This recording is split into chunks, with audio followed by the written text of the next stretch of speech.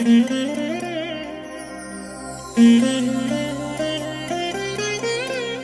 దినం పరము నుండి దిగివచ్చు మాట, ఇది నీ జీవితానికి వెలుగుల బాట, నీ ఒడిలో ఉంచబడిన దీవెనల మూట, అద్భుతాల ఆనంద ఊట.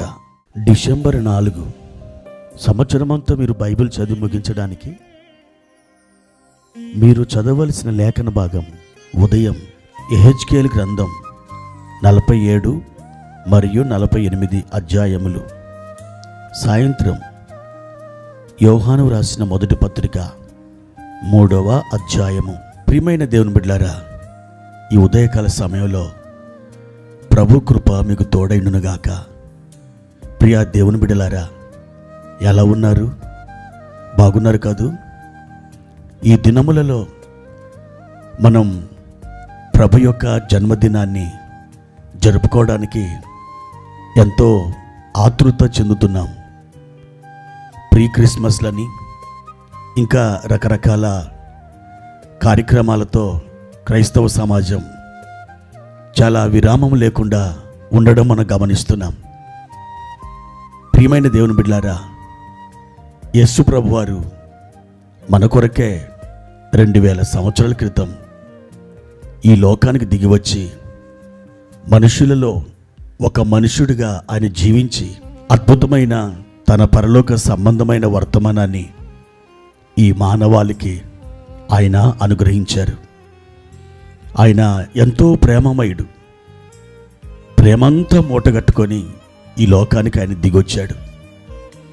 ఆ ప్రేమని నీకివ్వడానికి, ఆ ప్రేమతో నిన్ను ప్రేమించడానికి, ఆ ప్రేమలో నిన్ను స్థిరపరచడానికి ఆయన ఈ లోకానికి తండ్రి చేత పంపించబడిన ఒక దివ్యమైన కుమారుడు. ప్రియ దేవుని బిడ్డలారా, అట్టి ప్రభుని మీరు ఆశ్రయించారా? ఒకవేళ ప్రభుని గనక మీరు ఆశ్రయించకపోతే ఈరోజే ఆయనను శరణు వేడండి, ఆయనను ఆశ్రయించండి. ఆయన మీకు మహాదుర్గమగు దేవుడు. తన దుర్గంలో మిమ్మల్ని దాచిపెడతాడు. ప్రియ దేవుని బిడ్డలారా, దేవుని వాక్యాన్ని చదువుకుందాం. 66వ కీర్తన 10, 11, 12 వచనాలు. దేవా, నీవు మమ్మను పరిశీలించి ఉన్నావు. వెండిని నిర్మలం చేయ రీతిగా మమ్మను నిర్మలులను చేసి ఉన్నావు.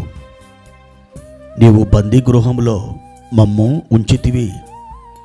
మా నడుముల మీద గొప్ప భారం పెట్టితివి.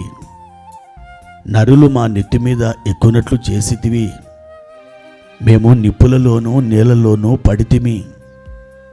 అయినను నీవు సమృద్ధి గల చోటికి మమ్ము రప్పించి ఉన్నావు.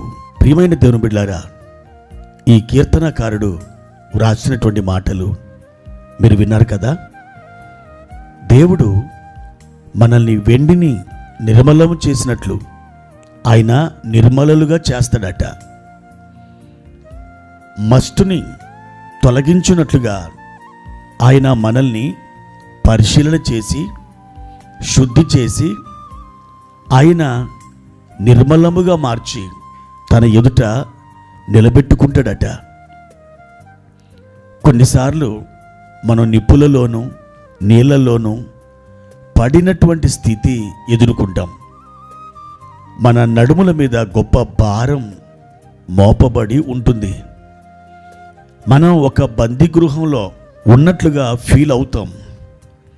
అయితే దేవుని బిడ్డలారా, మన మార్గమంతా కూడా ముళ్ళ తుప్పలతో, లోయలతో, అనేకమైనటువంటి రాళ్ళమయమైన గుట్టలతో నీకు గమ్యం అనేది కానరాకుండా ఉన్నట్టుగా అనిపించవచ్చు.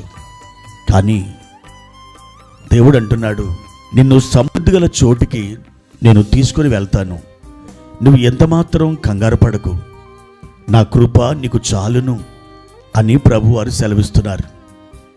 నా ప్రియ సహోదరి సహోదరుడా, మీ జీవితంలో కూడా ఇలాంటి చెరసాలలు, ఇలాంటి ఇరుకైనటువంటి త్రోవలు, ఒకవేళ అగ్నిలో మీరు కాలిపోతున్నటువంటి పరిస్థితులు నీళ్ళల్లో మునిగిపోతున్నటువంటి ఆ యొక్క సన్నివేశాలు బహుశా మీరు ఎదుర్కొంటున్నారేమో.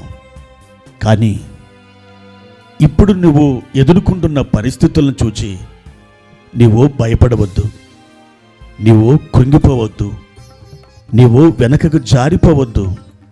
ఆయన అంటున్నాడు, నేను నిన్ను సమృద్ధి గల చోటుకే నేను తీసుకొని వెళ్తున్నాను. నా బిడ్డ, నా సన్నిధిలో కనిపెట్టుకో, నా చేతులలో నువ్వు వాలిపో. నువ్వు ఎక్కడికి వెళ్ళాలో అది నాకు తెలుసు. నేను నీకు ఏమి ఇవ్వాలో అది నేను ఎరుగుదును. కాబట్టి ధైర్యం వహించు, నేను నీకు తోడై ఉన్నాను. నీకు మేలు కలుగచేయుటకే నీ యొద్దకు నేను వచ్చి ఉన్నాను అని ప్రభు తన ఆత్మ ద్వారా ఈ ఉదయకాల సమయంలో మీతో మాట్లాడుచున్నాడు. ప్రియ సహోదరుడా, సహోదరి, మరి ఎందుకు కృంగిపోతున్నావు? ఎందుకు బాధపడుతున్నావు? ప్రభు వైపు చూడు, ప్రభు వైపు విశ్వాసంతో కనిపెట్టుకో. మేలు చేయగలిగిన ఆయన దక్షిణాస్తం నిన్ను చక్కటి త్రోవలో నడిపించనై ఉన్నది. ప్రభు కృప మీకు తోడైనుగాక. ప్రార్థన. పరిశుద్ధుడా, ప్రేమ కలిగిన తండ్రి, మహోన్నతుడా, మీ ఘనమైన శ్రేష్టమైన నామానికి వందనాలు. ప్రభు, ప్రస్తుతం మా పరిస్థితులన్నీ చేజారిపోయినట్టుగానే మాకు అనిపిస్తున్నాయి. కానీ నీవు మమ్మల్ని ఒక శ్రేష్ట సమృద్ధి గల చోటికి నడిపిస్తున్నావని మీ వాక్యము ద్వారా ఈ ఉదయకాల సమయంలో గ్రహించి ధైర్యం తెచ్చుకొని మీ తట్టు చూస్తూ మీకు కృతజ్ఞతా స్తుతులు చెల్లిస్తున్నాము నాయన. మా తండ్రి, మీరు ఎన్నడూ కూడా మమ్మల్ని దాటి వెళ్ళేవారు కాదు. మీ సన్నిధి మాతో కూడా ఉన్నది కనుక మీ వందనాలు.